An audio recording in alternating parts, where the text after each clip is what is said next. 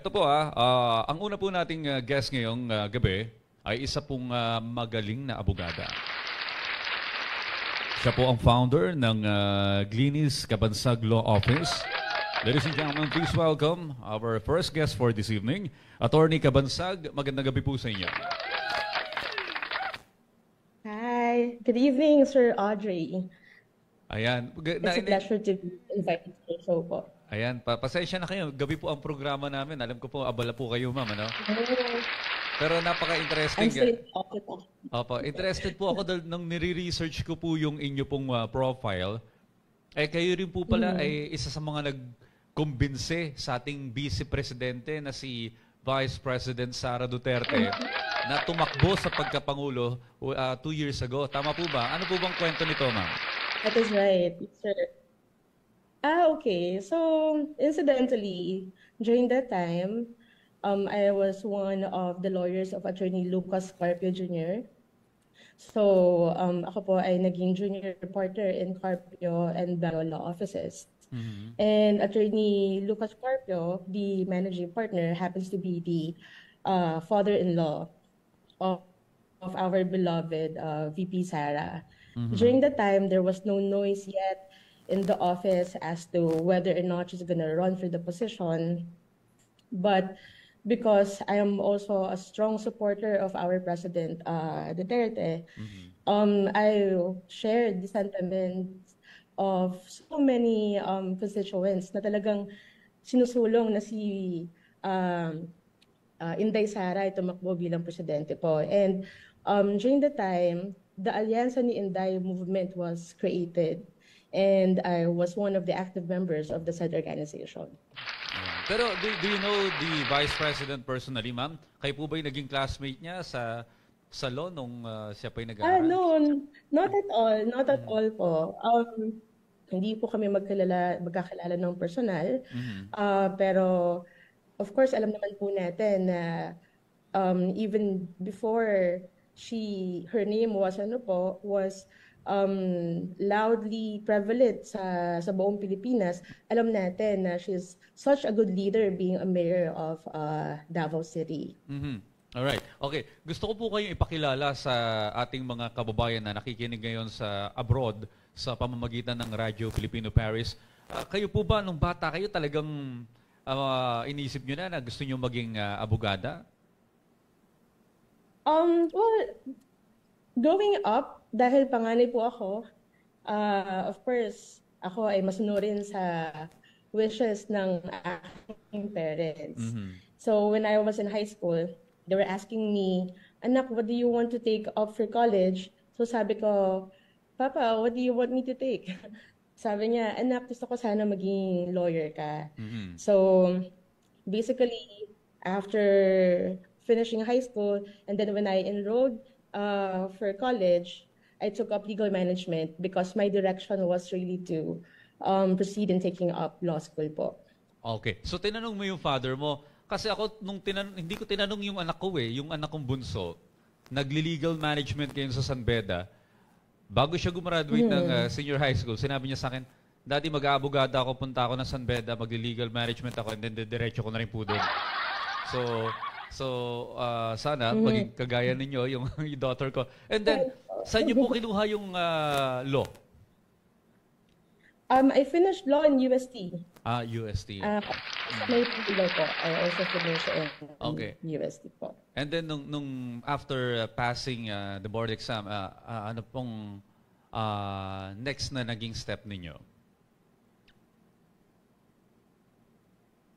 Bar exam, sorry. So, after passing the bar exam, I was fortunate enough po na makapagtrabaho sa local government.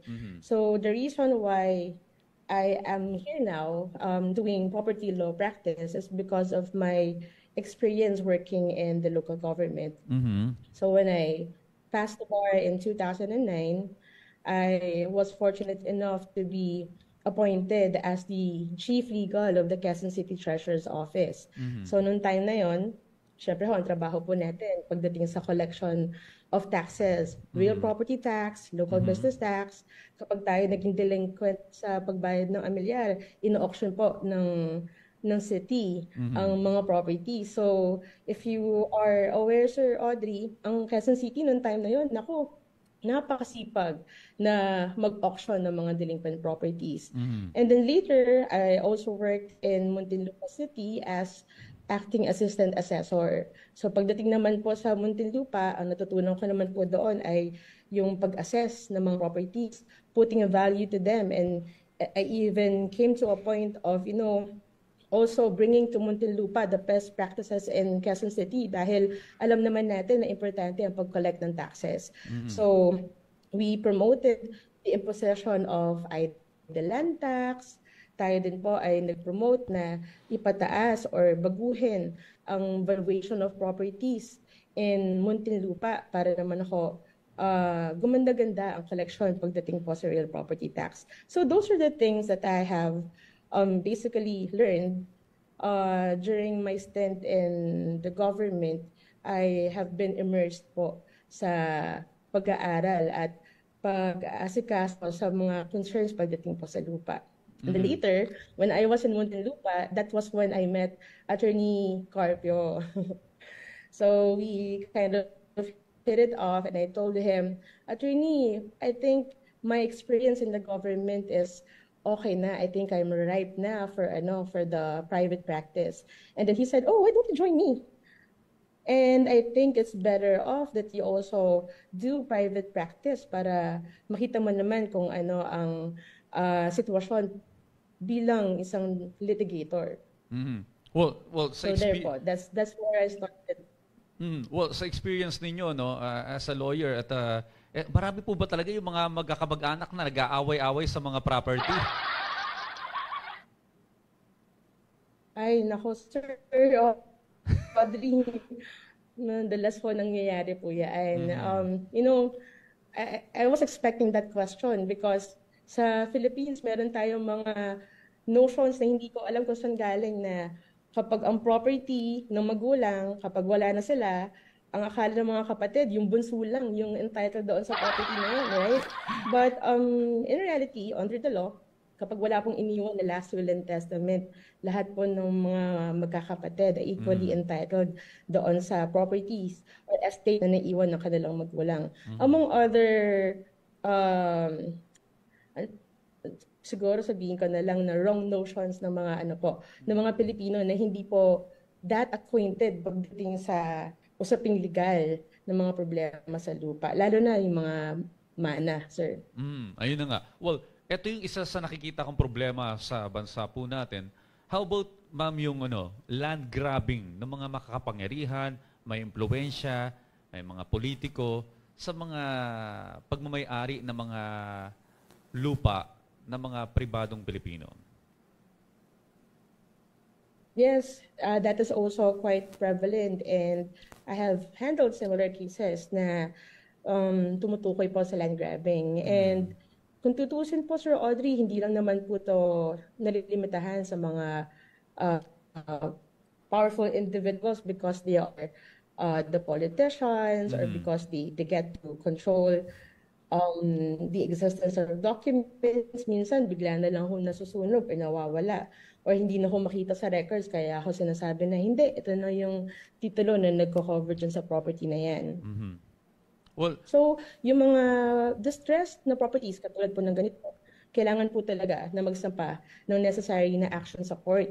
Yung mga lehitimong may-ari para ho ma-recover po nila yung mga properties na to. So, yung mga available remedies dito, possible na quieting of title, o kaya po kapag naroon pong involvement ng mga pamimeke ng mga public records like certificate of titles, the legitimate claimant or owner can also file a criminal case for falsification of public document po.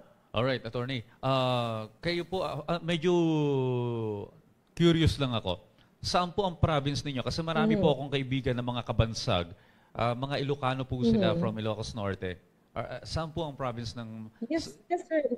Ang Kabansag is is really an Ilocano last name. Opo. That is my dad's last name po. Ang dad ko po I think he grew up in San Carlos, but he spent most of his adult life in Baguio City. But ako naman po, ako ay lumaki sa Pampanga. My mom is Kapampangan. Okay. Well, eto po well, medyo tinitingnan ko po kayo. Kayo po young lawyer, pero kayo po bumuo na Yes, sir. ng isang kabansag law firm. So, kailan niyo po ito Yes, sir. in-establish, ma'am? Well, first of all, sir, thank you for the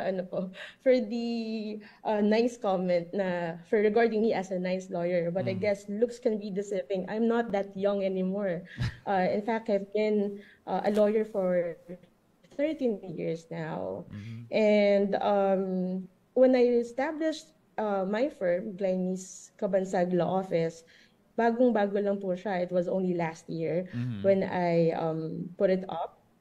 But it was because of my track record. It's because of my experience, both working in the government and in the private sector, that eventually na-realize ko po na kaya ko na, confident na ako to put up my own firm and to practice law with this focused area na pagdating ho sa mga land disputes or anything to do with property law.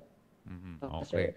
Kayong mga may problema at nananamantala sa mga mahihinang mga Pilipino, ha? Yung mga nanglalandirab, alam na namin kung saan isusumbong na law firm ito. Sa Kabansag Law Firm. Yes. Okay. Eto po. Yes, Kayo, sir. ma'am, kayo, Actually, importante sa proposal. Yes. Just like what you said, marami po talagang problema sa lupa. And people might have this thinking na kapag problema sa property, na limitado lang to sa mga civil cases. Pero kamukha na napag-usapan natin kanina, kapag may land grabbing or pamimeke ng mga titulo, hindi talaga siya limited sa civil case. So may mga criminal case din pong involved, sometimes sa administrative. So ito po, this is not a boring field. This is a very exciting field. And that is also the reason why I am happy to be sharing the kind of passion that I have with my fellow lawyers who are equally hardworking and driven para ho ipaglaban yung karapatan ng mga property owners po. Okay. So sa mga kababayan natin na may mga problema sa hatian sa lupa, instead na kay Rafi Tulfo po kayo lumalapit, ito po ang talagang makakatulong sa inyo, ang Kabansag Law Firm. Pero makikita po tayo sa darating na December. Fellow awardee nyo rin po ako, no, sa darating na Southeast Asian Premier Business and Achievement Awards. Congratulations po.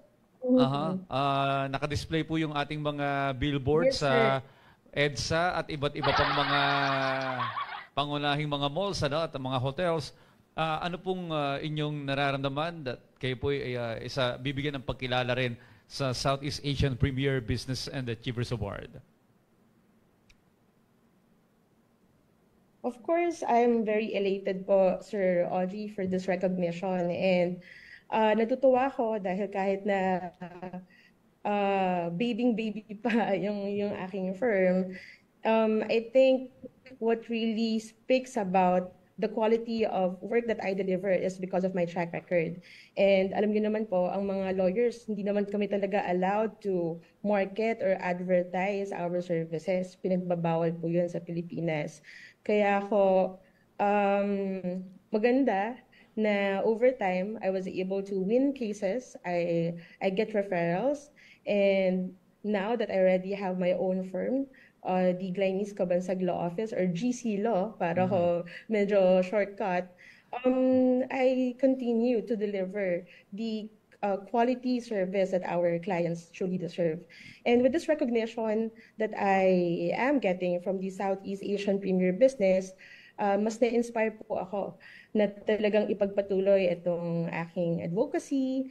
And in fact, this is also one reason for me to make a name, not only for the firm, but to make a different branding as far as legal services is concerned. Ayan. So yun po, sir. Well, attorney, i-guest din namin kayo sa PTV Channel 4 sa morning show. May mga segment kami doon about legal, about law. At maganda mapag-usapan po natin kahit 10 minutes lang, mabigyan ng bird's eye view yung ating mga kababayan. Of course, majority ng mga Pilipino hindi naman well-versed sa ating batas, lalo na pagdating sa property law, no? Mapag-usapan natin yan, mag-guest ka namin. Gigisingin naman kita ng maaga-maaga doon kapag guest ka namin sa morning show. Anyway, bilang pong... Yes, sir, I already confirmed my attendance, and actually, I'm excited. Sana ko makatulong ako sa mga ganyang concerns and to enlighten our fellow Filipinos pagdating sa usaping lupa. Okay. Well, yung daughter ko na nanonood ngayon anong ma-advise mo sa mga gustong tahaking yung pagiging abogado, no? Ngayon nag-aaral ng law at yung iba nasa undergrad school sila. So anong ma-advise mo sa mga aspiring lawyers? Sure. Actually po, marami na ako na-inspire na mga lawyers. One of my associates, when I met her, nasa college pa lang siya. And sometimes hindi natin kailangan maging vocal about how they look at you or how they perceive you.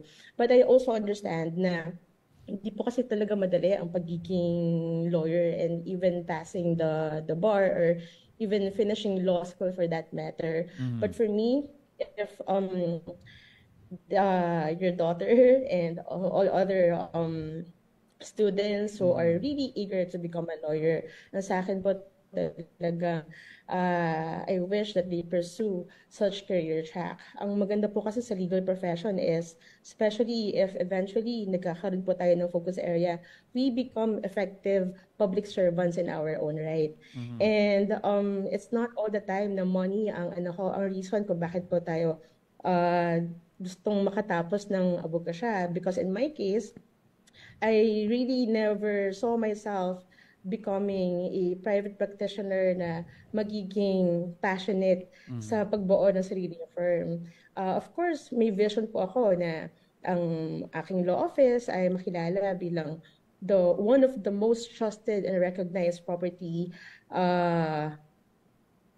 law firm of the country. But at the same time, with the other lawyers or with the other people who are aspiring to become lawyers, it's really because of the appeal that they get kapag nakuha nila yung title na yun, sir. As in talagang, kung titignan po natin, the respect that they get once they obtain finally the title attorney, talagang mararamdaman po nila yun immediately after passing the bar. So, I encourage all of the students to please pursue your law career para madagdagan naman ang lawyers ng bansa natin. Again, congratulations. And magiging bisita ka na pala namin sa December. Darating atong December 1 sa PTV. No? So I'll see you there, ma'am, for sure, sa morning show. And congratulations and more power sa inyo pong law firm. At sana yung inyo pong mga advocacies ay magtagumpay in the near future. Again, nakapanayon po natin, Attorney Glynis Lynn R. Cabansag. Ma'am, maraming salamat and again, congratulations po. Yes, I would also like to take this opportunity to send my warmest thanks to Southeast Asian Premier Business and Achiever Award for letting me be invited to your show, Sir Audrey. And of course, I would like to see you soon also, not only on December 1. Sir, kayo din po ang makakasama ko sa interview on December 1. Yes, po ba? ako rin po yes, yun. Sir. Sa PTV and also naman. December 8 sa awarding ceremony. Nandun din po ako. Very thankful po ako, sir. Thank you po. Alright, God bless, ma'am. Mabuhay po kayo at more power po sir. sa inyo. You too, sir. Thank you po. Maraming salamat. Nakapanayin po natin Attorney Glynis Lynn R. Cabansag. Meron po siyang Glynis Cabansag Law Office sa mga na may problema po sa property. Sabi ko nga sa inyo, mas makakatulong sa inyo na hindi pa kayo may iskandalo. Yan po dalhin sa Rafi Tulfo. Dito nyo po dalhin sa law firm para sure